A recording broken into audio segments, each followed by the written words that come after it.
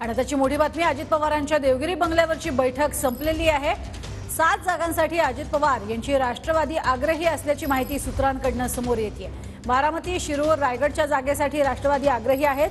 तसंच सातारा, धाराशिव, परभणी, गडचिरोलीच्या जागेसाठी सुद्धा राष्ट्रवादी काँग्रेस आग्रही असल्याचं सूत्रांकडून कळतंय। त्याची महत्त्वाची बैठक देवगिरी बंगल्यावरची पार पडलेली आहे। अजित पवार यांच्या देवगिरी बंगल्यावर ही बैठक झाली आहे। अधिक माहिती घेऊयात, अक्षय मंकनी आमचे प्रतिनिधी आपल्या सोबत आहेत। अक्षय, काय अधिक माहिती?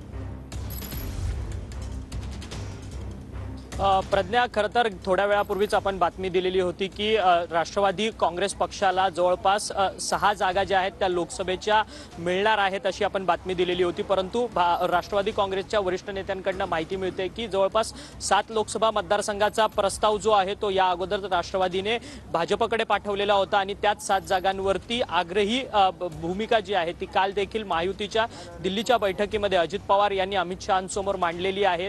हे 7 मतदारसंघ कोणकोणते असणार, तर त्यामध्ये पहिला रायगड, दुसरा सातारा, तिसरा बारामती, चौथा शिरूर आणि त्याचसोबत परभणी, गडचिरोली आणि धाराशिव असे हे 3 अजून मतदारसंघ, हे टोटल 7 मतदारसंघांवरती राष्ट्रवादी काँग्रेस पक्षाने आग्रही अशी भूमिका दाखवलेली आहे। परंतु सातारा लोकसभा मतदारसंघावरतून पेच जो आहे तो आता निर्माण झालेला असल्याचं आपल्याला पाहायला मिळत आहे। उदयनराजे जे भाजपचे नेते आहेत, राज्यसभेवर खासदार आहेत, त्यांनी या लोकसभा मतदारसंघामध्ये निवडणूक लढवण्याची इच्छा जी आहे ती दर्शवलेली आहे आणि गेल्या 3 दिवसांपासून उदयन महाराज जे आहेत ते दिल्लीमध्ये तळ ठोकून बसलेले होते। काल त्यांची अमित शहा यांच्यासोबत आणि उपमुख्यमंत्री देवेंद्र फडणवीस यांच्यासोबत देखील भेट झालेली आणि बैठक झालेली आहे।